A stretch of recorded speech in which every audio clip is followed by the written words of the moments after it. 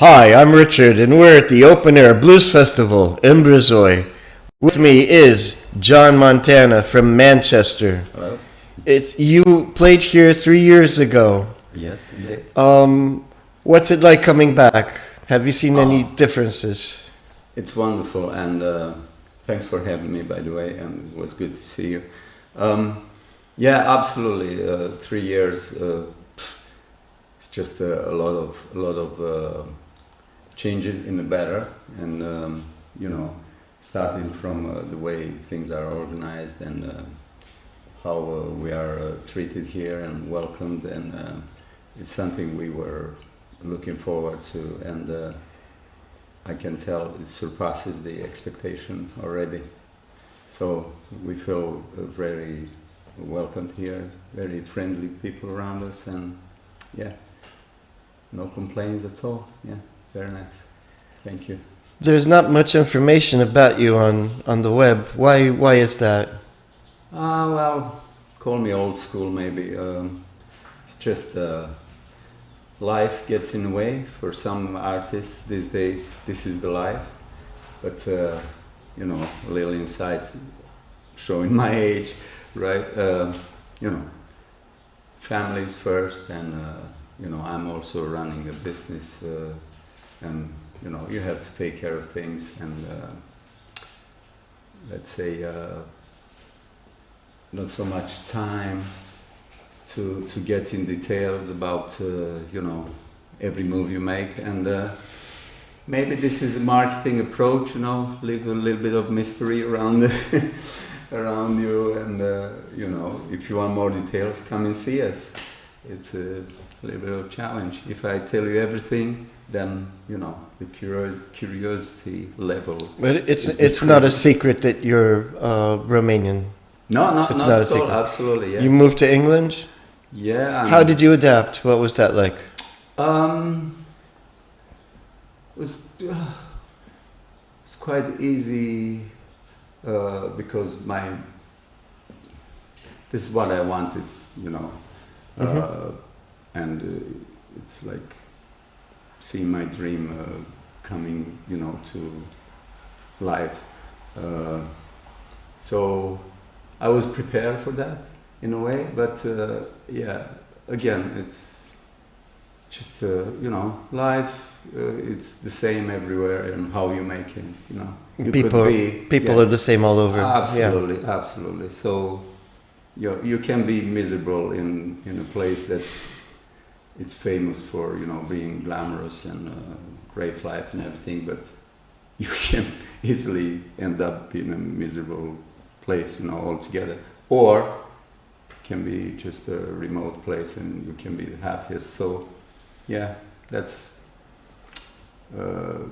wasn't a difficult process for me. Yeah, it was quite easy because this is what I wanted. No shock there. Yeah, And happy. something that I found on the internet is that you love street busking. Oh yeah, absolutely. So that's one thing. Relocated in Manchester after a career playing professionally around the world and all that. Finally settled down in Manchester, where I found love. My wife is originally from there, so that's the reason I'm there. Mm-hmm. And was a little bit difficult to get into the musical scene, and street busking is part of the British culture there, and it's absolutely no problem, for musicians to grab their instrument and go out there and showcase their talent in front of, Passers-by. Yeah, absolutely. And that regularly don't go to concerts. Yeah. and it was such a great, I always have great memories. I've been doing that for a couple of years, and I met so many people, so many connections, opened up so many doors for me. Met a lot of local musicians, and starting slowly being part of the network, and start from there, go from there. So that's how you found part of your band, maybe? Kind of, friends who know friends, recommendations and all that, and yeah, absolutely. But a lot of gigs I've been booked, while I was playing on the street, and That's great. that's great. You can play your favorite music. There's no pressure there, and there's nothing beats to be in a Manchester city center and playing "Shine On Your Crazy Diamond" and being surrounded by 100 people, and at the end they come and pay you, man. So yeah, it's a good day at the office. Your music career so far has spanned over 35 years. You've played with Broadway production orchestras, swing big bands, rock bands, and you've also been a studio musician. Where do you feel best? Well, I've been a professional musician all my life since I didn't do anything else. So when you get into this sort of lifestyle, you have most of the time to forget what kind of music you like personally and just be ready to play whatever is asked for you, whatever pays the bill. So that means you have to be versatile and open to any new ideas and new styles, and be ready to play anything from folk music to, country, to prog rock, to jazz, to blues, to whatever, So some part of my life I had to, I've been involved in, like you said, Broadway production style theater shows, but then at some point, at the opposite side of the spectrum, I played on the streets, So, yeah, you gotta do what you gotta do to survive and pay the bills and to live. But at this stage of my life now is that I am in a happy place that I can approach and play the music that I always wanted deep down to play and enjoy, right? Which is blues. Which is the blues, yeah, okay. Blues, rock, funk, and all the sub-genres under this umbrella, right? So yeah, I'm experimenting with whatever I like this time. Yeah. And for those of you listening that do not know John Montana, he has played for the Romanian royal family, and he has played at cocktail parties at the White House as well. Yeah, those are some of the highlights. This career brought me into I had the privilege to play for the Romanian royal family a couple of times actually, and then we played for the like a couple of private parties for the White House personal advisors of the chief of staff. At that time was back in 2012 or something. I'm not going to mention which administration was back there.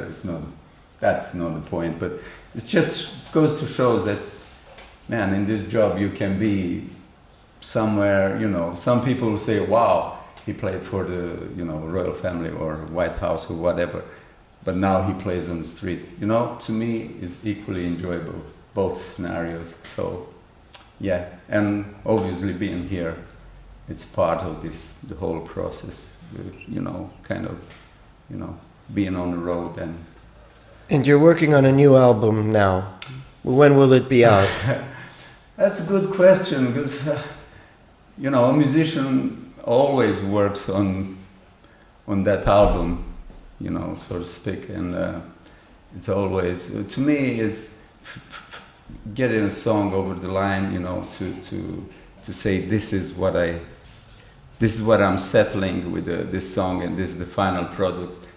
The fear that you're gonna say that and you're gonna settle into that, and the next day after you release the song, you're gonna listen to the song and say, oh man, I should have added some more, or that section there, I should have changed it. So that kind of makes it hard at least for me, to let the song go out there.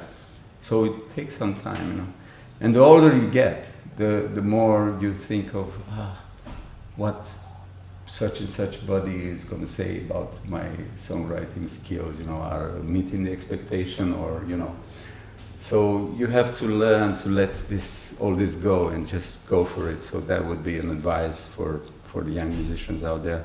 Just try to be yourself and express whatever you feel. And for sure, listeners will feel that from your song, and don't be a victim of the criticism around, and just be you. This is what people want.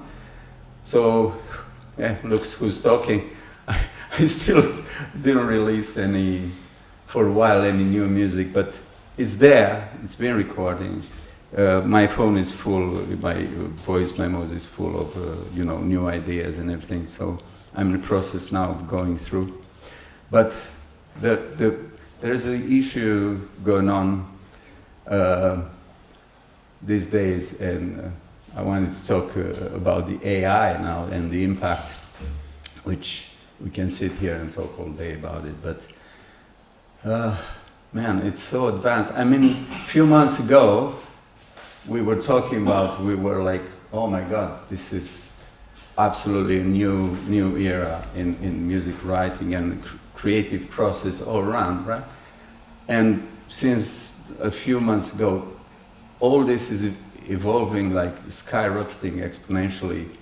Like we have now voice reproduction, or there's all this recording. If you want to put it on an AI band on Spotify already. Oh yeah, man! It's completely AI. Incredible. Even the band photo. So the question is, are we totally hate this, or we embrace the future? So obviously, if you look back, in times when the samples were brought in, or synthesizers, so that to a certain shape or form is AI back then in the 70s. So we wouldn't talk about I get what you're Floyd saying, yeah. or the other prog rock bands without synthesizers and all these kind of things. And so yeah, today we are living Or if I'm not mistaken, the Pet Shop Boys, they would take sections of songs and instrument sounds and put them together. That's how they made absolutely. their music. So now, coming back of releasing kind of like an album, after we finish talking here, I'm gonna go 5 minutes on my computer, and I will release an album and have it straight on Spotify if I want to, So I had this crazy idea, and I'm gonna stick to it just for a laugh. Instead of releasing my, proper work, I'm gonna do one just for a laugh to see how the impact is gonna be, and I'm gonna call it AI and I. My AI and I, album. yeah. And it's gonna be like all music and lyrics prompted by John Montana, instead of written or composed. So, because it's all about how good the prompt is in the AI to generate the song as closest to your idea. So, those days when you're gonna see at the Grammy Awards, like the Grammy for the best prompt goes to, you know what I mean? I didn't take the idea that far. Jesus. Yeah. Oh man. Just watch next Grammys. No. But till we get there, what time are you on stage? I'm gonna be when can people watch you?